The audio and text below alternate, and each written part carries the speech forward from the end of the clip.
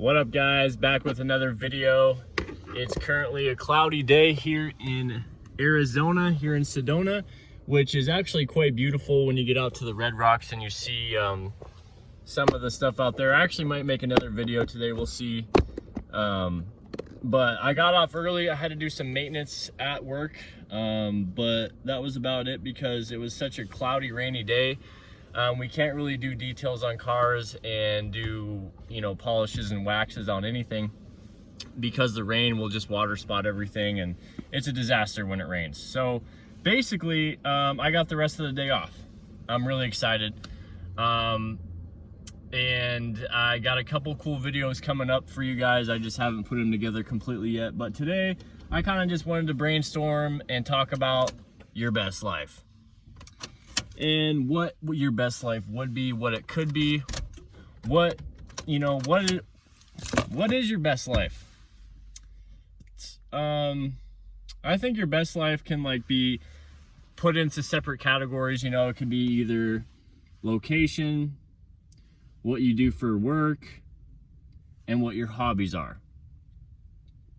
Those are three options. Or you could look at it like, your family, and having a good family life, having a good relationship with your spouse or whatever, or your girlfriend or boyfriend, or just completely being the healthiest person you could possibly be. Those are all options that I don't think negatively of. If you're happy with those kinds of options, that's great. But it's a really hard question to answer because everybody's living completely different lives than me or than I am to you. And it's just we're all so different. So your best life could look completely different than my best life. That's all I'm trying to say. But since it's my channel, I like to kind of shed light on different lifestyles and living simply, and showing you guys from my personal experience where I was 2 or 3 years ago. Pretty much the majority of my childhood to adulthood, that transition was really hard for me, and I had to learn the hard way. But we all learn the hard way. But in order for me to get to my best life, which I think I'm actually living as much best as I can right now, but there's a lot I could improve on. There's a lot I want to do. But when you think about it, we're always thinking in our minds, romanticizing what our best life should be. We should have that. Let's just say the typical example is you get a house, you get a nice car, boom. Those are the foundations of your best life. But that's completely ass backwards. Your best life starts from within. Your best life is from within, then you go out. It has nothing to do with what you have, has nothing to do with the clothes you wear. Wear my work shirt right here, see? You know what I mean? Professional. Your best life is from within. It's your mindset. And so no matter what goes on externally, if your mindset's still bad, you're not living your best life. So I would say, how do you cultivate the good mindset? How do you cultivate your best life from within? I would go back to the three things I said earlier. Your location. So depending on your lifestyle, if you live in your van, or whether you live in your van or whether you live in a house, your location still plays a huge part. If you wake up every day and you don't like the views you see, you don't like the weather, you're sick of the weather, you're growing jaded because of the weather. That's how I was up in Idaho. I absolutely hated it. When you grow up, you don't really think of that. When I grew up, I was like, oh, cool, I can't wait till summer. It sucks, dealing with this weather right now, but when summer hits, it's the best time ever. I didn't even think twice about, I could just go move somewhere else. That wasn't even a thought in my mind until I got my license, until I kind of discovered this lifestyle. And that's why I got depressed and felt really trapped and would just continue to smoke weed and just numb myself because I didn't like where I was at geography wise, and I didn't like where I was at mentally. So it kind of was like a vicious cycle. So I think one of the best things you can do is travel around your country or the world, whatever, or do research. But let me tell you something, doing research and looking at photos has nothing to do with actually going there. Like when I was looking at Sedona, if you type in Sedona, Arizona online, you'll see Cathedral Rock and Devil's Bridge, and you'll see the epic, you know, Instagram spots and stuff like that. But it's not until you go here and you rent a mountain bike, or you go out on a hike here, or you do some rappelling or something, then you really realize how awesome it is here and the vastness of beauty. I went down to Mesa a little bit ago to look at a bike, and I came back up here and I was just reminded, like, there's certain parts of Arizona, okay? There's Phoenix, Arizona, which is pretty much southern Phoenix and Tucson. And then there's northern Arizona, Flagstaff, Sedona. And northern Arizona definitely takes the cake. The beauty, I didn't know it even existed until I came here. So anyway, I found my spot where I don't plan on leaving. I mean, I've met amazing friends here. I have a good job here, and the car camping and the lifestyle for what I want to do is get a van is perfect. And take that with a grain of salt. Not everything's perfect, but it's the best I could be. I could not see myself living anywhere, even in California. That was really hard because the parking. There's no parking there. It's all regulated. Every street parking is kind of like sketchy. If you're parking on the street, it's like you're dealing with cars whipping by you. Here, it's quiet, but it's also has enough population, and there's plenty of money in here. Let's not get it wrong. Sedona has one of the biggest vacation and tourist, like, there's so much money coming in here, it's ridiculous. Not a big city, but it's close. So that really, like, makes me live my best life, I think, easier, is the location I'm in right now. And, you know, then the second thing is your job. You have to have money. We've all romanticized about it. We've all thought about, oh, let's just fucking live in our van and, you know, not work, or only work sporadically.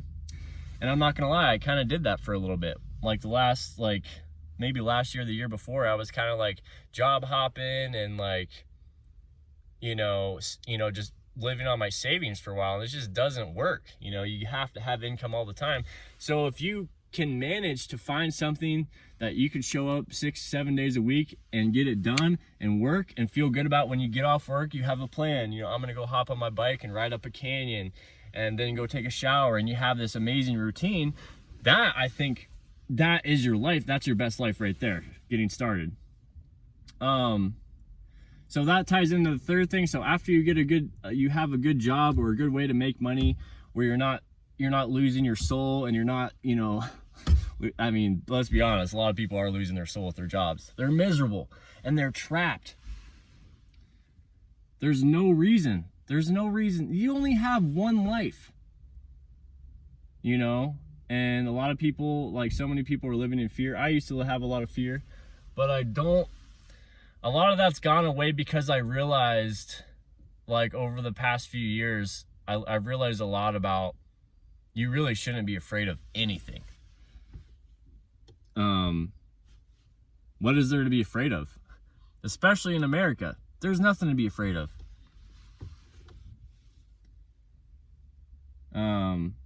And the crazy thing is, I go back to thinking about when I was in the house or when I had an apartment, how much more anxiety I had. People think living like this creates anxiety. You're twisted, man. If you think this creates anxiety, this is living simple. This is the simple life.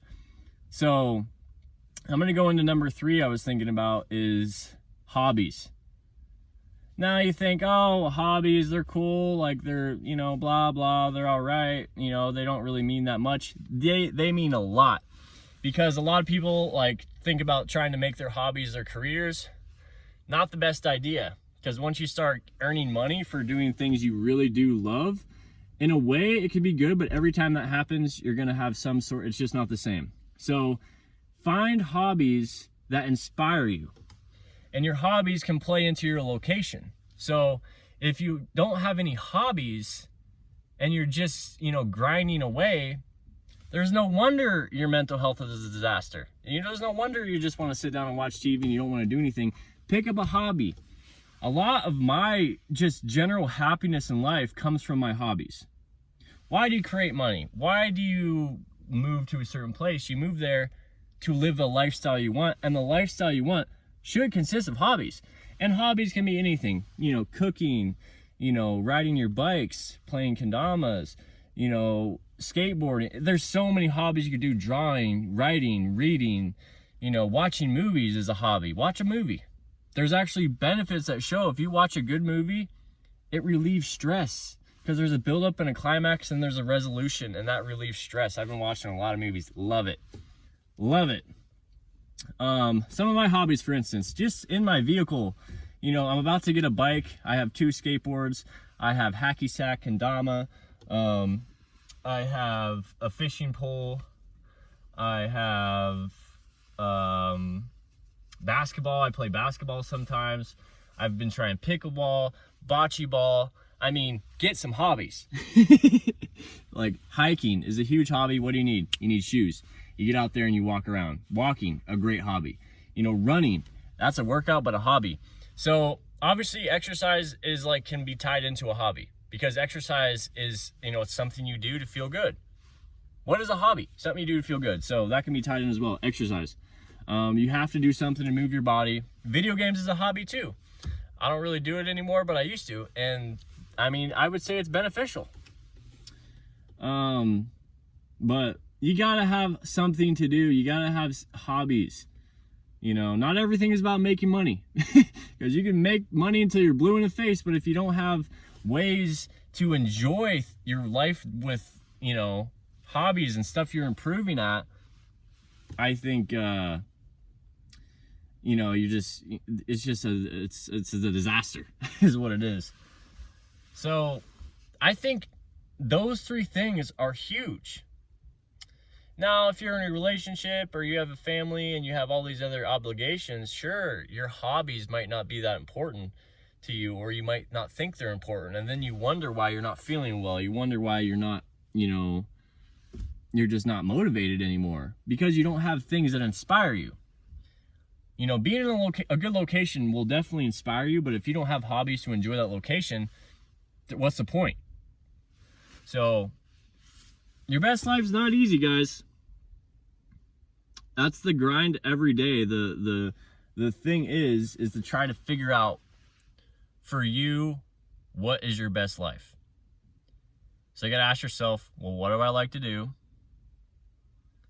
You know, once you get the 2 main things out of the way, your location and your job, and your lifestyle, your main lifestyle, whether you live in an apartment or a house or a van, and then you do your hobbies. That's your routine. I'm at the laundromat right now, so I gotta go do some laundry. And then I was thinking about maybe going for a little hike, nothing too crazy. It looks like it's gonna rain. There's lots of clouds here. I got some tacos from Bash's'. What did I spend? $2.98. Boom!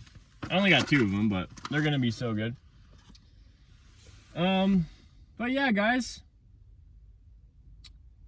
I've been thinking a lot about like being single lately, because one of my friends recently got in a relationship, and you know, now, you know, I'm probably not going to see this friend at all very much anymore. So it's like everyone kind of does their own thing, and then I think that, oh, I'm getting sad. Maybe I need to get on Hinge and go meet somebody online or something. And it's just like, no, man. I mean, I think in my head a relationship might be great, but at the same time, I value my independence like no other. I value my freedom like no other.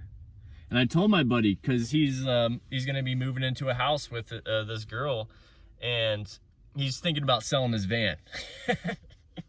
He's like, dude, I think I'm gonna sell the van. And I'm like, no, don't sell the van. I was like, you need the van, so when you look outside of your window while you're cleaning up your house and doing dishes, you look outside and that's a reminder. And I was like, you know what that is? That's freedom. Never forget it. The van is freedom. The second you, whatever you guys want to call it, you know, get a house or plant roots. I mean, once you die, bro, those roots don't mean anything. So never forget, Van equals freedom. All right, guys, that's it for today. Peace.